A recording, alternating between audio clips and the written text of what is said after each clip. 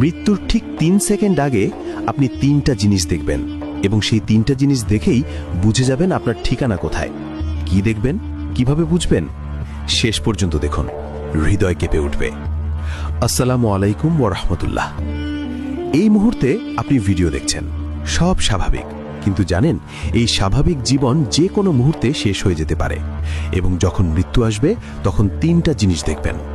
প্রথমত, আপনার সামনে আপনার পুরো জীবন ফ্ল্যাশের মতো চলে যাবে। ছোটবেলার দুষ্টুমি থেকে শুরু করে আজ পর্যন্ত প্রতিটা ভালো খারাপ কাজ একসাথে দেখতে পাবেন। রাসূল সাল্লাল্লাহু আলাইহি ওয়াসাল্লাম বলেছেন, মৃত্যুর সময় মানুষের পুরো জীবন চোখের সামনে আসে। সেই মুহূর্তে আফসোস হবে, কিন্তু আর কিছু করার থাকবে না। দ্বিতীয়ত, আপনি মালাকুল মউত অর্থাৎ মৃত্যুর ফেরেশতাকে দেখবেন। যদি আপনি নেককার হন, তিনি আসবেন সুন্দর চেহারা নিয়ে, হাসি মুখে, জান্নাতের সুগন্ধ নিয়ে। আপনার রূহ বের হবে সহজে, যেমন পানির বোতল থেকে পানি ঢালা হয়। কিন্তু যদি পাপী হন, তিনি আসবেন ভয়ঙ্কর চেহারায়, কালো পোশাকে, জাহান্নামের দুর্গন্ধ নিয়ে। আপনার রূহ বের হবে কাঁটাযুক্ত লোহা দিয়ে টেনে বের করার মতো যন্ত্রণায়।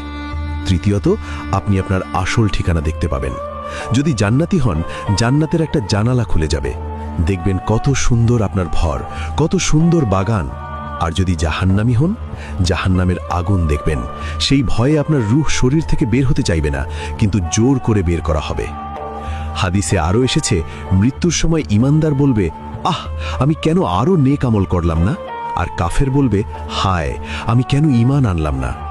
এই ৩টা জিনিস দেখার পর আর কোনো সুযোগ থাকবে না, না তওবা করার, না নামাজ পড়ার, না কিছু ঠিক করার।